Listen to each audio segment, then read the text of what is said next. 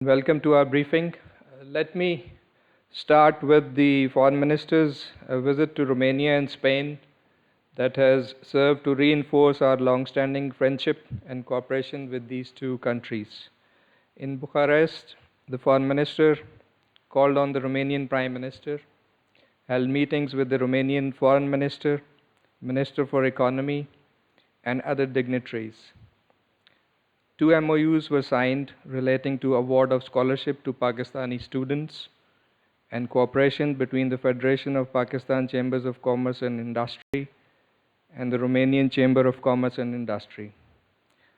The Foreign Minister interacted with the Pakistani community and also inaugurated Pakistan Cultural and Trade Exhibition Center at the Pakistan Embassy. On the next leg in Madrid, the Foreign Minister held meetings with his Spanish counterpart, the Minister of Industry, Trade and Tourism, members of the Foreign Relations Committee of Congress of Deputies, and also called on the President of Congress of Deputies of Spain. He also interacted with members of academia and the Pakistani community. While in Madrid, the Foreign Minister also met the Secretary General of UN World Tourism Organization to exchange views on benefiting from WTO's expertise for development and digital transformation of Pakistan's tourism sector. On 3rd January, Prime Minister Imran Khan launched the Pak-China Business Investment Forum, which is aimed at increasing investment in Pakistan and promoting business-to-business industrial cooperation. The forum would endeavor to promote sustainable investment, export industry, and the development of modern technology in Pakistan. On 5th January, Secretary General of Gulf Cooperation Council, His Excellency Nayaf bin Falah Al Hajraf, visited Pakistan on the invitation of the Foreign Minister.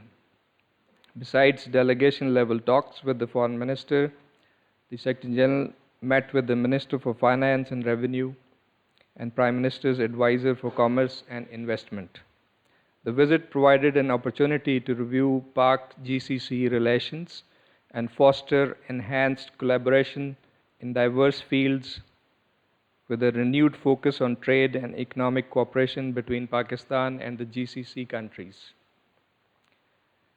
A strong business delegation led by the chairman of Oman Chamber of Commerce and Industries also visited Pakistan. The delegation called on the President, the Prime Minister, Foreign Minister, and other dignitaries. The visit imparted further impetus to bilateral economic relationship.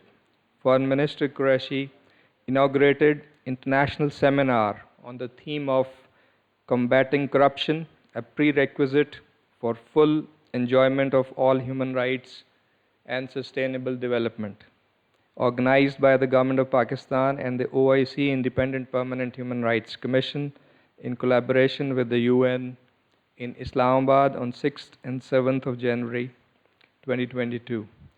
The international seminar was attended by more than 200 international and national stakeholders based on its deliberations, the Islamabad Declaration on combating corruption for the full realization of all human rights and sustainable development was adopted.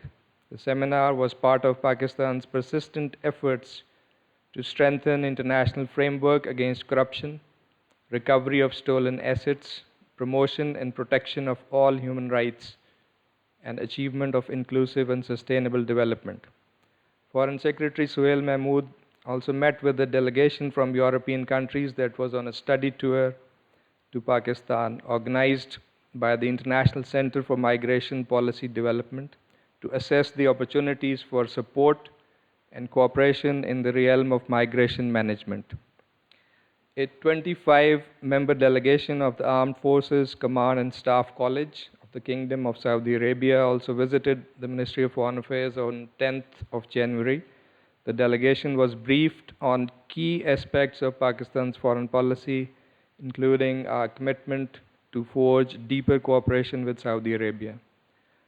Dr. Sania Nishtar, Special Assistant to the Prime Minister on Poverty Alleviation and Social Protection, and the Foreign Secretary, briefed the heads of diplomatic missions in Islamabad on 10th January on the Declaration on Establishing a Global Social Protection Knowledge Platform. The declaration is being steered by Pakistan in New York in collaboration with a group of friends on social protection. The Foreign Secretary also had a virtual meeting with Pakistan's ambassadors and consuls general and heads of camp offices in provincial capitals to review matters pertaining to the Prime Minister's Performance Delivery Unit, with a view to further enhancing efficiency and effectiveness of public service delivery and resolution of complaints. Gentlemen, on 5th January, the Kashmiris' Right to Self-Determination Day was observed. On this day, in 1949, the United Nations Commission for India and Pakistan, in its resolution, guaranteed the Kashmiri people their right to self-determination through a free and impartial plebiscite to be held under the auspices of the United Nations. In their messages marking the day, the President, the Prime Minister, and the Foreign Minister highlighted the grave human rights violations in Indian illegally occupied Jammu and Kashmir and urged the international community to ensure accountability for these crimes against humanity and to play their role in resolving the Jammu and Kashmir dispute in accordance with the UNSC resolutions and the wishes of the Kashmiri people. Pakistan reaffirmed its steadfast support for the Kashmiris till the realization of their inalienable right to self-determination. It is reprehensible that Indian occupation forces are continuing with their killing spree in Indian illegally occupied Jammu and Kashmir. Since the start of this year, at least 15 Kashmiris have fallen victim to extrajudicial killings in fake encounters and so-called cordon and search operations. At least 210 Kashmiris were martyred in 2021. India is also shamelessly targeting journalists and human rights defenders, as you are well aware. We are also concerned and we are continuing to alert the international community about India's track record and its efforts and the possibility, the real possibility that India might stage another false flag operation to complicate the situation. So we continue to alert our friends in the international community about this prospect. Pakistan calls on the international community to take immediate notice of the Indian state terrorism in IIOJK and hold India accountable for the egregious violations of human rights and international humanitarian law in IIOJK. India must allow unhindered access to international human rights and humanitarian organizations and UN special mandate holders to conduct independent investigations about the situation in IIOJK. The despicable harassment and insult of Muslim women in India through purpose-built online application has been rightly and widely condemned. This obnoxious and repugnant act is the newest low in the violent streak of hate attacks and targeting of minorities with impunity overseen by the BJP RSS extremist dispensation, under which space for minorities is continuously shrinking in India. Deafening silence of the BJP leadership and absence of discernible action against Hindutva proponents openly calling for genocide of Muslims should send alarm bells across the international community. And as the Prime Minister said, it is high time they took note and act to stop this dangerous slide and ensure the safety, security, and well-being of minorities in India.